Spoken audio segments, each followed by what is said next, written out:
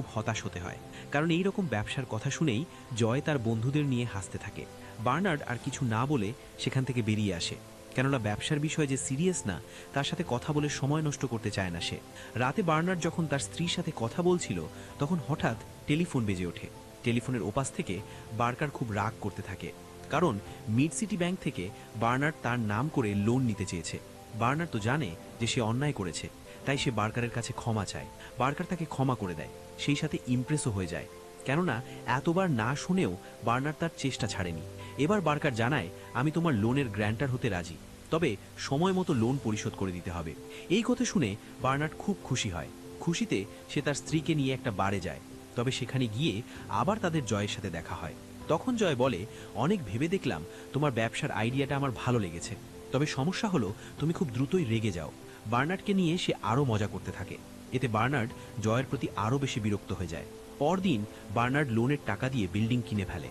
সেখানে সে তার আঙ্কেলের ছেলে টনিকে নিয়ে মেরামতের কাজ করছিল, আর সেখানে তার দেখা হয় সাদা চামড়ার এক মহিলার সঙ্গে, যে কিনা বিল্ডিংয়ে আগে থেকেই থাকতো। বার্নার্ডকে দেখে অবাক হয়ে সাদা চামড়ার মহিলাটি জানতে চায় সে এখানে কি করছে। তখন বার্নার্ড বলে, এই বাড়ি আমি কিনে নিয়েছি, কিন্তু তার মোটেও বিশ্বাস হয় না। মহিলা সেখান থেকে চলে যায়। এরপর বার্নার্ড এমন একটা ছেলেকে খুঁজে বের করে যে বাড়ির দেখাশোনা করবে। তার নাম ম্যাট। ম্যাট সাদা চামড়ার মানুষ। ম্যাট বার্নার্ডকে বলে, কালো চামড়ার মানুষদের তুমি কিভাবে দেখো? ম্যাট বলে, আমি কাজ করব টাকার জন্য, তাই আমার কাছে সাদা কালোর ভেদাভেদ নেই। কিছুক্ষণ পর সেখানে পুলিশ চলে আসে। তারা জানায় সাদা চামড়ার সেই মহিলাটি পুলিশে নালিশ করেছে। পুলিশ জানায় কোনো রকম অ্যাকশন নেয়ার আগেই যাতে বার্নার্ড এখান থেকে চলে যায়, কেননা এটা সাদা চামড়ার মানুষদের এরিয়া। কিন্তু পুলিশের জানা ছিল না এই বাড়ি বার্নার্ড নিজের নামে কিনে নিয়েছে। বার্নার্ড তার সব কাগজপত্র বের করে দেখায়। এরপর পুলিশ সেখান থেকে চলে যায়। বার্নার্ড এই বাড়ির একটা অ্যাপার্টমেন্টে থাকতে শুরু করে। এসব কিছু মেনে নিতে না পেরে সাদা চামড়ার লেডি বাড়ি ছেড়ে চলে যায়। এদিকে বার্নার্ড একে একে সবগুলো অ্যাপার্টমেন্ট ভাড়া দিয়ে দেয় কালো চামড়ার মানুষদের কাছে। এইসব দেখে বার্কার নিজেও খুশি হয়, কারণ সে আগে থেকেই জানতো বার্নার্ডের ইচ্ছে শক্তি অনেক। এরপর বার্কার বার্নার্ডকে নিজের ব্যবসার 50% শেয়ার অফার করে। বার্নার্ডের কাজ হবে সে শুধু খুঁজে বের করবে কোন বাড়িগুলো কেনা যায়, আর সব ডিল বার্কার নিজে করবে, কারণ বার্নার্ড ডিলে বসলে ব্যবসায় ক্ষতি হওয়ার সম্ভাবনা বেশি। কালো চামড়ার মানুষের কাছে তারা কেউ বিল্ডিং বিক্রি করতে চাইবে না। এভাবে তাদের ব্যবসা খুব ভালো চলছে। তারা শহরের অনেক বিল্ডিং কিনে ফেলে। টনি আর ম্যাট মেরামতের কাজ করে, আর তার স্ত্রী বাড়ির ডেকোরেশনের কাজ করে। কিন্তু হঠাৎ এক রাতে বার্কার হার্ট অ্যাটাক করে মারা যায়। তার স্ত্রী আর ব্যবসা চালাবেন না বলে বার্নার্ডকে জানায়। এতে করে বার্নার্ডের ব্যবসায় খুব ক্ষতি হয়, কারণ বার্কারের মৃত্যুর পর বার্কারের স্ত্রী বার্নার্ডকে ব্যবসার মাত্র 25% শেয়ার দেয়, অথচ তার পাওয়ার কথা ছিল 50% শেয়ার। বার্নার্ড বুঝতে পারে না কিভাবে সে ব্যবসাটা পুনরায় চালু করবে। এভাবে সে মাঝপথে ব্যবসা ছেড়ে দিতে পারে না। তাই পুনরায় বার্নার্ড ওই মিড সিটি ব্যাংকে যায়, কিন্তু এবারও ম্যানেজারের সঙ্গে তাকে দেখা করতে দেয়া হয় না। এরপর বার্নার্ড ওই ব্যাংকে একটি বোর্ড দেখতে পায়, যেখানে তালিকা করে অনেকগুলো ব্যাংকের নাম লেখা আছে, অর্থাৎ এই একই বিল্ডিংয়ে আরও কয়েকটা ব্যাংক আছে।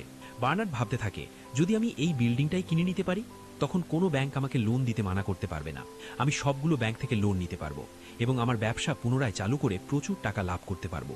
এরপর সে এই আইডিয়া নিয়ে সরাসরি চলে যায় জয়ের কাছে।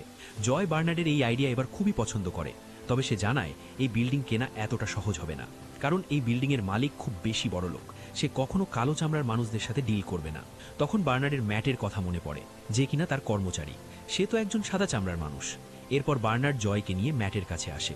তারা ম্যাটকে সব খুলে বলে যে তাকে একজনের সাথে ডিল করতে হবে। ম্যাট জানায় এইসব ডিল সে করতে পারবে না, কেননা এই বিষয়ে তার ন্যূনতম জ্ঞান নেই। তখন বার্নার্ড বলে, সবকিছু তোমাকে শিখিয়ে দেয়া হবে, তোমার ভাবতে হবে না। কিন্তু এরপরও ম্যাট দ্বিধায় পড়ে যায় আর বলে, আমি পরে আপনাদের জানাবো, এখন আমি কিছু ভাবতে পারছি না। এরপর ম্যাট একটা রেস্টুরেন্টে বসে এসব নিয়েই ভাবছিল। তখন সেখানকার একজন ওয়েট্রেস সুজি তাকে বলে, ম্যাট তুমি ঠিক আছো তো? ম্যাট তখন জানায় সে রিয়েল এস্টেটের একটা জব করার অফার পেয়েছে, সেটা করবে কিনা সেটা নিয়েই ভাবছে। এটা শুনে সুজি খুশি হয়ে যায়। এটা দেখে ম্যাটেরও প্রথমবারের মতো মনে হয় এই কাজে সে ভালো কিছু করতে পারবে। এরপর সে বার্নার্ড ও জয়ের সাথে দেখা করে।